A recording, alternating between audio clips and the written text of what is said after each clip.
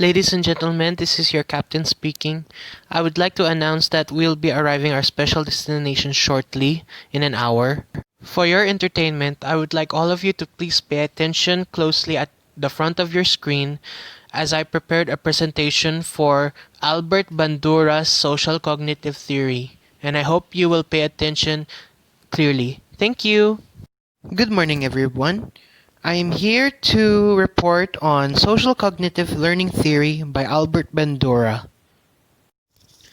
He was born on December 4, 1925 in Mundare, Alberta, Canada, and he is the only boy in the family with 5 sisters. Now back from his hometown, there was only one school in Mundare which was understaffed, that 2 teachers handled the entire curriculum of high school, and students had to take charge of their own education. And because of that, he developed a grasp of material that was often better than that of the 2 overworked teachers, as well as a sense of self-directedness that was served him well throughout his life. So Bandura's choice of a career in psychology was due partly to chance. He took a carpool to school that arrived early in the morning. He needed a course that would complete his schedule by filing the earliest time slot, and a psychology course happens to be available.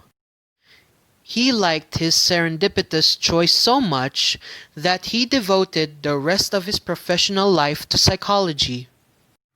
He received his BA from the University of British Columbia in 1949 and earned his MA in 1951 and PhD from University of Iowa, which he recalls intellectually lively and demanding place where major theoretical issues were pursued with a passion. He once served a year as clinical intern at Wichita Guidance Center and then joined Stanford University, where he began the researches into social learning theory that were to occupy him for the next 5 decades. He became a full professor in 1964 and was honored with an endowed chair in 1974. He has published numerous technical articles in professional journals and several books, Social Learning and Personality, Principles of Behavior Modifications, and so on and so forth. He has been described as exuding a cheerful self-confidence in his ideas and an infectious optimism for what individuals and societies are capable of something to accomplish. So in his theory, Bandura stated that personality changes according to the environment, which means that personality is not enduring, but it can change on however the environment can shape us or how we shaped our environment. And by shaping our environment, it does not mean we change the environment completely, but if you give an impact, then there's a chance that you can change the entire personality that surrounds you in that environment. Example like the people you've met, you can change their personality with your own perspectives like that. And you can change them on showing new manners also. For example, in the picture right in front of you, you see a man who is in love watching animes and read comic books in his life. But when he joins in an environment full of dancers, he learns new moves and learns how to pick up the pace with the rhythm. And he tries to thrive, to be a good dancer in order to please his other competitors or to please his new friend. And that is an example of a personality changed when being part of an environment that is new to them. So Bandura once stated that there are 3 things that impact on our personality: Like first the cognitive, which is our beliefs, values, thoughts, and feelings. And remember, other theories that is based on behavior, there is no such thing that could be based on cognitive, and yet Bandura included it here. And secondly, environment, like the social influences like our family, peers, and the media. And yes, like watching other videos can influence our own personality. Because we observed on what we have just watched and we tend to imitate or we learn from it. And lastly, the behavior. Our outward actions which could influence either the cognitive or our environment. So this whole process is called reciprocal determinism. Now remember this term because this is the central term of this theory. So reciprocal determinism is a term on how these three things could influence our very own personality. I know it's a confusing term, but do not worry. I have set an example for this. Now I know some of you know this person. Her name is RuPaul, and she is a drag queen. Back then, she didn't know if drag would be her opportunity to be a star, or would she see drag as just a hobby. But she had a very good interest in drag, and that is her cognitive belief. And because of her belief and her interest in drag, she now joins the drag club scene, which is her environment. And because of that, she had met other new drag queens, which at time she now spends a lot of time with the other drag queens, whether they go out to drink in a bar or hang out after the show. And that is now her behavior.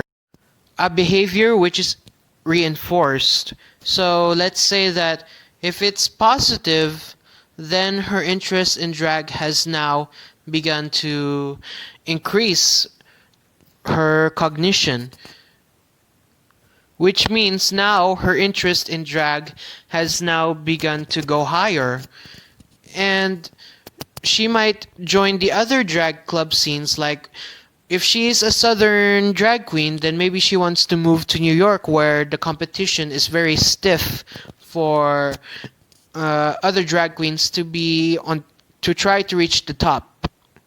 And maybe it might influence differently with her behavior now that she's in New York, because the attitude of the New York drag queens are more competitive and aggressive when it comes to try to reach the top. And she might have to get used to it in this new environment, since it's not the same environment as she had experienced back in the South. So all of these three things are the things that actually impact us with our personality. But remember, in this process, it doesn't have to start at the top. It could start at the behavior where she actually have friends who are drag queens before, and then when she saw her friends perform, maybe she wants to take control of herself and maybe want to put herself out more and start being a drag queen. And now she joins in this environment, and maybe that behavior has influenced her to have an interest in becoming successful as a drag queen. And that is why this is called reciprocal determinism, because it can go either way, whether it's either cognitive, environment, or the behavior itself. Like for a new behavior, she learned how to practice her craft, whether it's singing, dancing, or try to tell a better joke, since half of the drag queens are stand-up comedians. And because of that, she now joins the environment of the drag queens. Because she practiced so hard on her craft, she now becomes an elite herself, or could be a competition. And because of that, of her personality, she spends a lot of time with other drag queens because she she is either nice or she could spend time battling it out with each other by throwing shade, which is a part of an art form where you can insult people by insulting their flaws and just see how it goes. It's more like a rap battle for the drag queens. And that is how reciprocal determinism works. I chose RuPaul as an example because she once stated that she is an introverted person dressed as an extrovert person. So imagine that. If she wasn't in drag, you might see him as a funny, kind man. But when you see her in drag, you might see her as this burst of fire in her. Like, you never knew that she was the same person as you've known her out of drag. And she wasn't just a drag queen. She is a queen. And she wasn't just a model. She was the supermodel of the world. And an inspiration to all the young drag queens that want to be just like her. And an inspiration to her community. Now, as you all know, that self-efficacy is the key part of this social cognitive theory. Self-efficacy is an idea or a belief of one's capability of thinking, I can do it, or can you do it? Can you finish the task? On the left side of this slide are the things that make a person have self-efficacy. Actual performance like past performance or similar performance that have to be performed or have already been performed. Verbal persuasion, for example, is someone cheering you on. Physiological factors, sweaty palms, heart racing, and vicarious experiences, those are just models. Without these four, there will never be a self-efficacy of a person developed. As the development goes, self-efficacy has already influenced on all four objectives on the right side.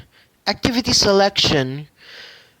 A person can choose either a difficult or an easy task. Goals. What are the goals that are set? And how much effort and persistence that he or she puts in his work. And learning and achievement is a process of how a person can achieve while learning in the end. So the higher of a person's self-efficacy is, the more chances that he will choose difficult task rather than easy task, and the higher the chances of him achieving his goals, and the more that he wants to put an effort and persistence, and the things that he will have a better learning outcome. Another concept is called self-regulation, or the ability to regulate his behaviors at his own actions. Firstly, the first phase is the forethought, which means before the actions, which includes goal settings or what are the objectives that he or she needs to learn. Next comes the performance phase, the actual performance or the things that you are doing now, which involves either self-control or self-observation. Then lastly is the self-reflection. This is the phase where you get to reflect yourself on how do you feel after doing the task. And after this, you already set a new forethought or planning another action. This concept proves that when we start at a young age, we cannot learn by ourselves naturally.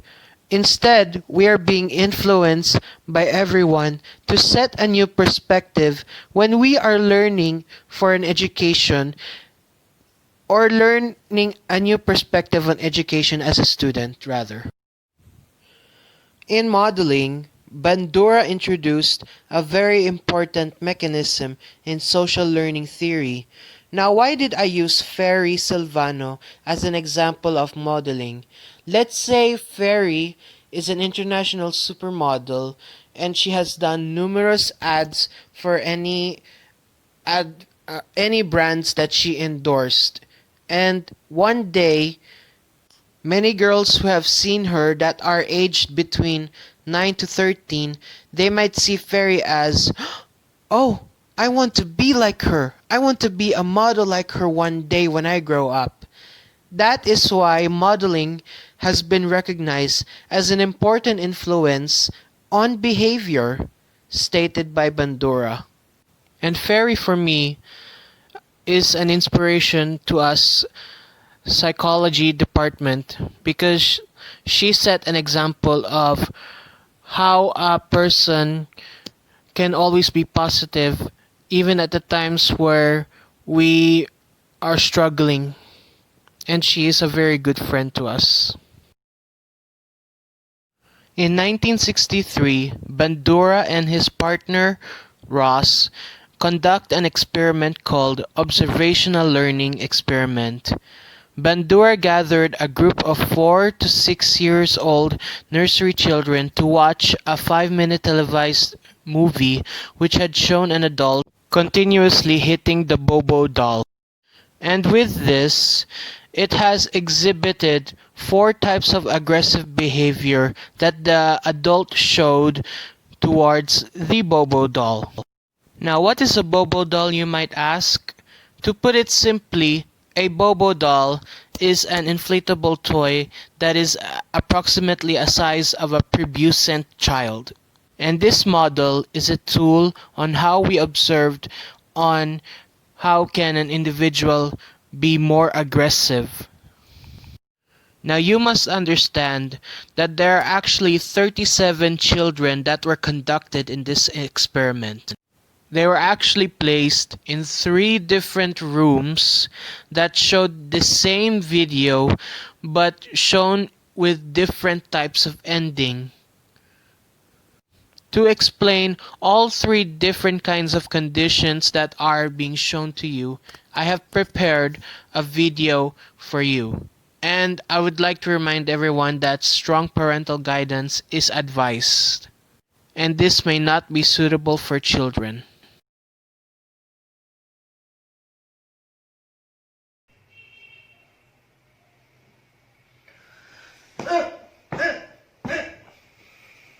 You're really a strong fellow. I'll give you that. Here. Don't spin it in all one place. I'ma give you a hard spanking!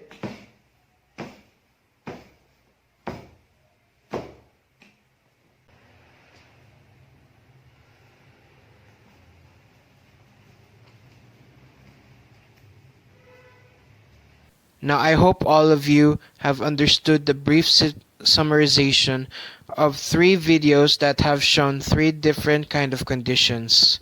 Now let's move on.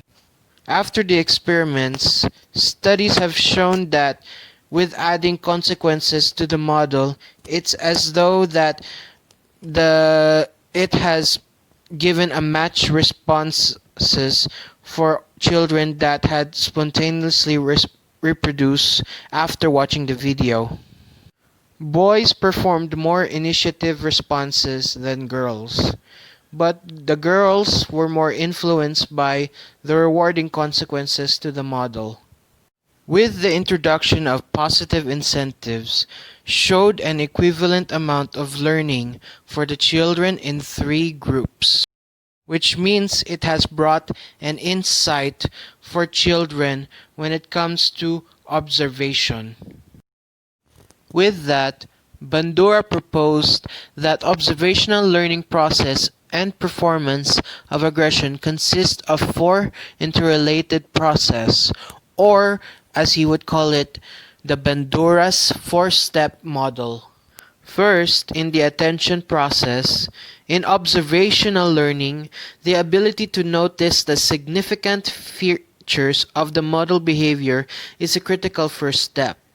In this phase, the characteristics of the observer and of the model also affect retention, reproduction, and reinforcement of imitated behavior. Observer and model characteristics usually operate jointly to affect the propensity to imitate.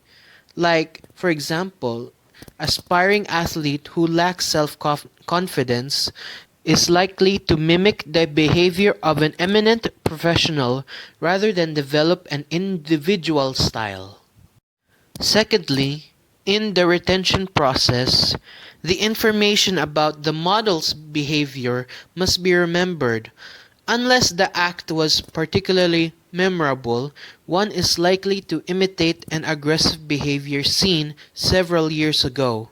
Remember, memory is maintained either through practice of the actual behavior or through mental rehearsal.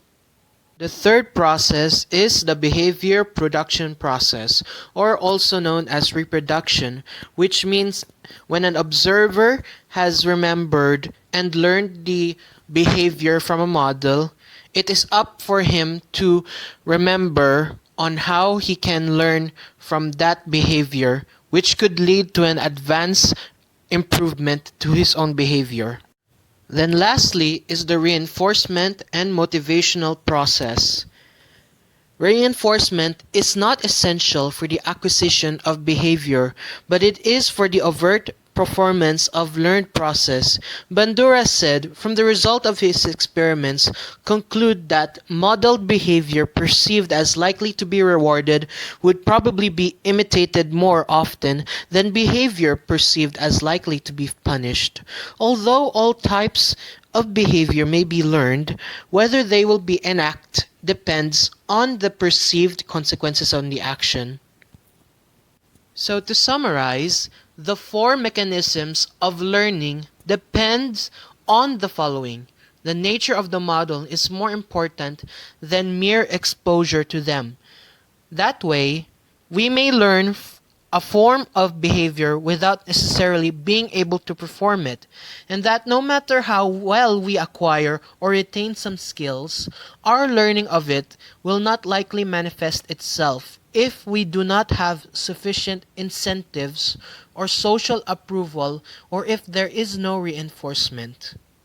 And most importantly, in the standards and comparisons we set for ourselves, we have enormous capacities for both positive and negative self-reinforcement. This, in turn, gives us great potential to develop many abilities, and also shows how attitudes, values, and ideas are passed from one person to another. I would like to talk about the effects of imitation. First, modeling effect. When an observer acquires a new response as a result of seeing a model emit a response. For example, it has been observed that children whose playmates are aggressive will tend to be also aggressive.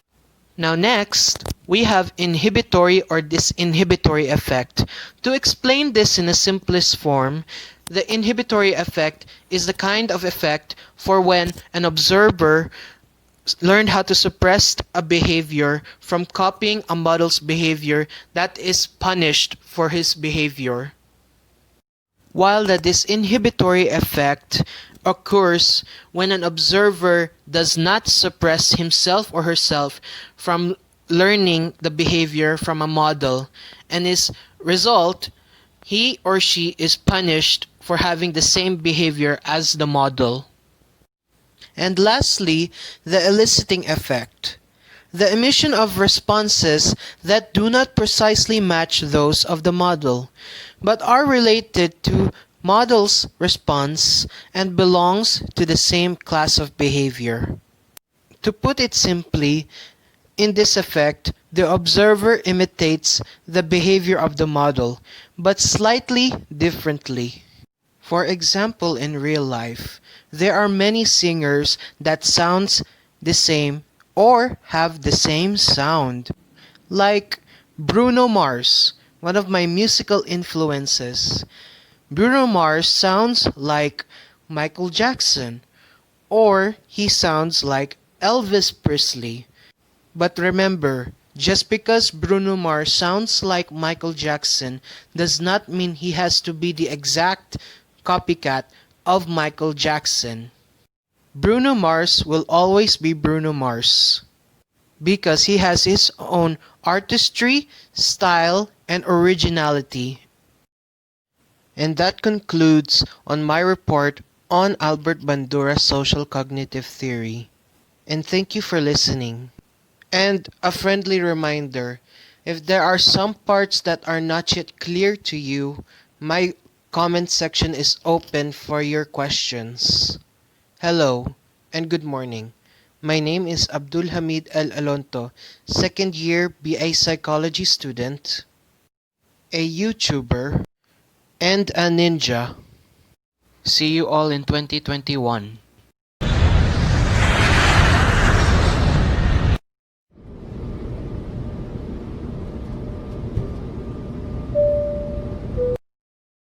Ladies and gentlemen, we have just arrived at Beijing International Airport. We will be landing shortly and I want all of you to look at your left side of the window for a moment and see that we have now arrived on our special destination, Beijing, China. And I hope you enjoy the scenery and hope to enjoy your trip.